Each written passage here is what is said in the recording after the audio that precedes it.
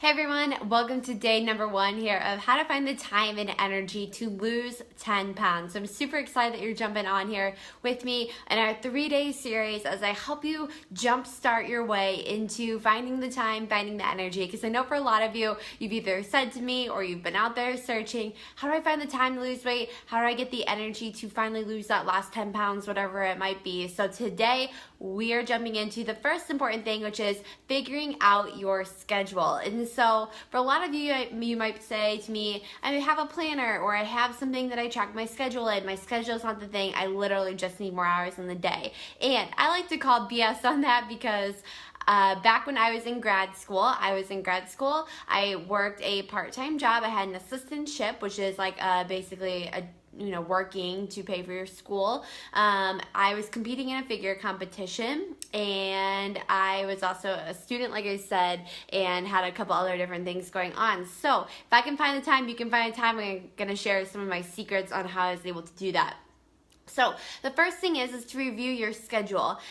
Do you have one, or do you just say that you have one? And that's a huge difference of if you really have an actual tangible schedule that you have, or if just in your mind, like, well, I work 8 to 5, I wake up at 6:30, and I get home at 5:30, and I make dinner. That's not a schedule. That is just some times that you have laying out there and not being productive with your time. So what you need to do first is plan out every single hour of your day. And I want you to do that for the next week. Yes, even your weekends, even if you don't completely know what's going on yet, I want you to plan out every single hour of your day for the next week and just see how it goes. So how I personally do this is I get out my iPhone and I go into the calendar app and I just block off times.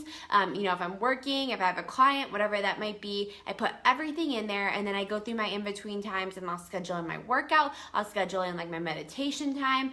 I'll schedule in literally everything, because that way I know that from this time to this time I am doing this, and it just works. And even if you're not like a super type A person, I'm actually not. That's why this works really well for me. And if you are a very type A person, this will be even better for you to kind of narrow down everything.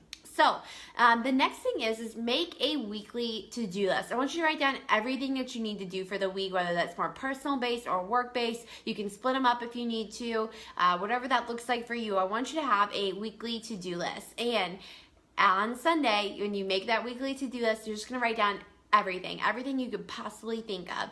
And then each day, I want you to pick 3 things that you're going to do from that list. 3 things that have to get done on that certain day, no matter what. Because what I used to do is I would make these huge, massive to-do lists and then overwhelm myself with everything that I needed to do. And then I'd feel frustrated, I'd feel overwhelmed, and I just would kind of shut down because I wasn't getting anything accomplished. So what I want you all to do is write down the 3 things that you're going to do each day from that list. You can put them in a different highlighter color. You can circle them. You can put them in the notepads of your phone. You can add them into your calendar as a scheduler or as like a to-do, whatever it might be that's going to work best for you.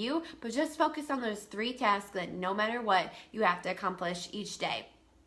Next thing is like I said, add your workout into that schedule. That should be the first thing that you do after you get through all of your commitments, whether you have kids or whether you have work or whatever that might be. So make sure that you go in there and you add your workout into your schedule, because whether you are going to do it at 5 a.m. or 5 p.m., 7 p.m., 7 a.m., noon, I don't care what time it is, you can find 30 minutes to an hour in your schedule. You're just not looking at it with a clear head. So go ahead, go in there and put down the time that you're going to work out. Next thing is add in time for relaxation. We all need to relax. We all need to de-stress. We need to let our cortisol hormones kind of just relax for a while, so we're not, creating a lot of stress in our bodies, and that way, we can burn the fat, burn everything that we need to do. But not only does organization help, but relaxing helps too. And you might look at me and say, like, I don't have time to relax. That's just not something that's going to work for me. And I guarantee if you just schedule a little bit of time in there for you, you're going to be a better you. You're going to be a better colleague. You're going to be a better coworker. You're going to be a better mom. You're going to be a better whoever you are in, a relationship, whatever that might look like for you. You're going to be better when you just take some time to relax, debrief, and continue to work on those goals. So what I like to do is set aside 30 30 minutes for either like yoga, meditation. I always check on my goals. This can be like your coffee time if you're the type of person where you like to wake up in the morning and just have some time for yourself.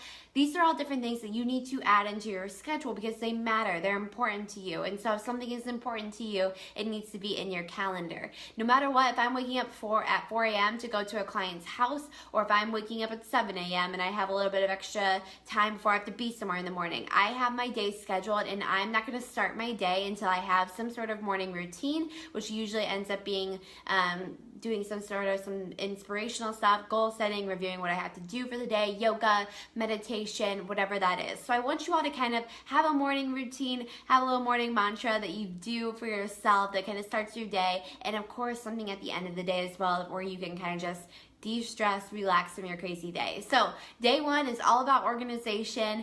Best of luck, and I will see you for day 2 here tomorrow. Good luck.